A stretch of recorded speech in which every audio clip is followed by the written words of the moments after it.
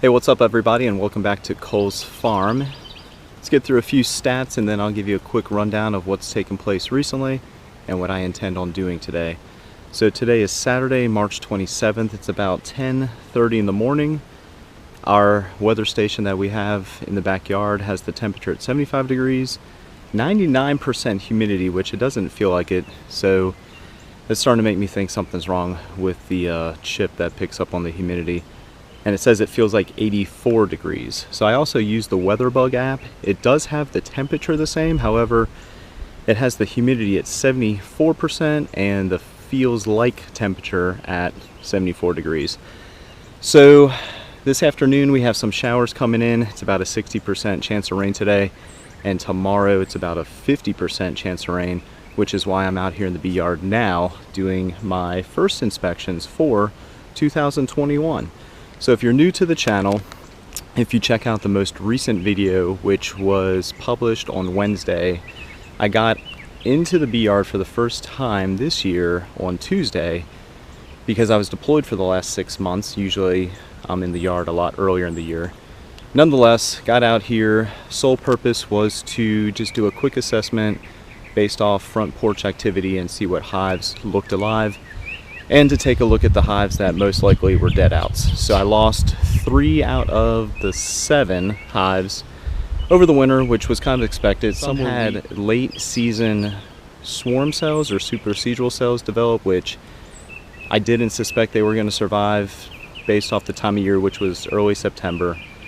It takes about a full month for a new queen to emerge, hang out in the hive for a few days, mate, return, and then start the next brood cycle. So given that was early September, if everything went well, those hives would have new brood in early October, which it was just a bad time of the year.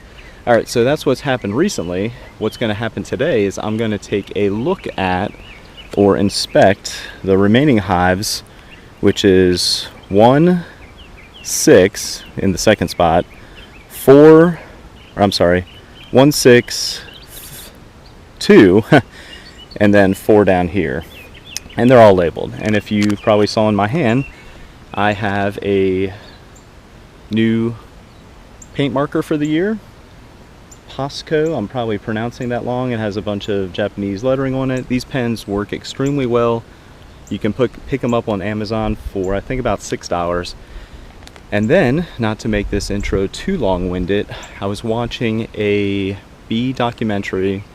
I believe it takes place in Scotland. I might put a link in the description. You can find it on YouTube. It's called Ode to the Beekeepers. Very interesting documentary. And I saw that they had something similar to this. Come to find out, got on Amazon of course, they are sewing scissors.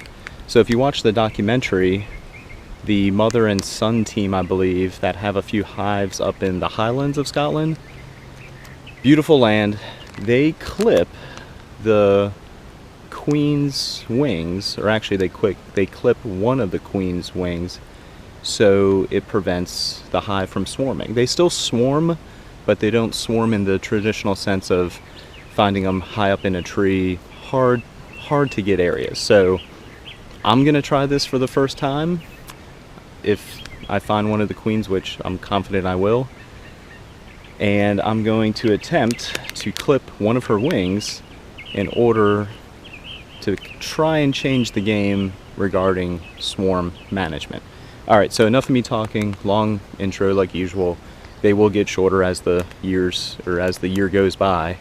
So enough of me yapping. I'm going to get into hive number 1 and then just go down the line.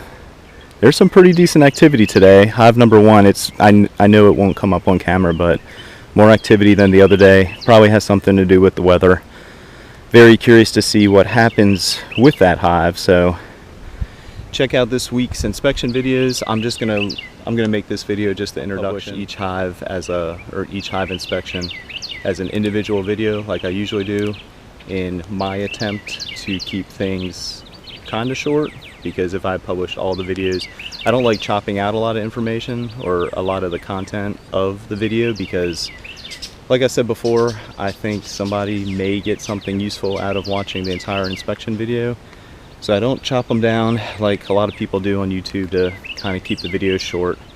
So this will be my introduction for the week.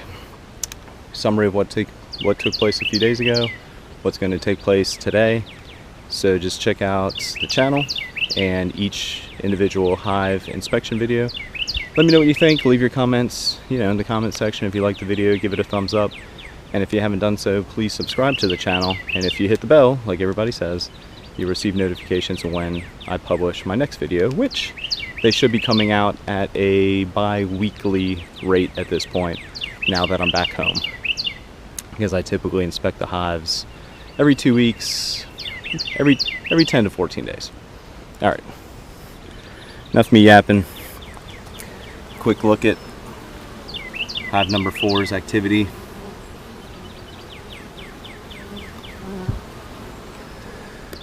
Let's get into the hives and see how they're looking for the year.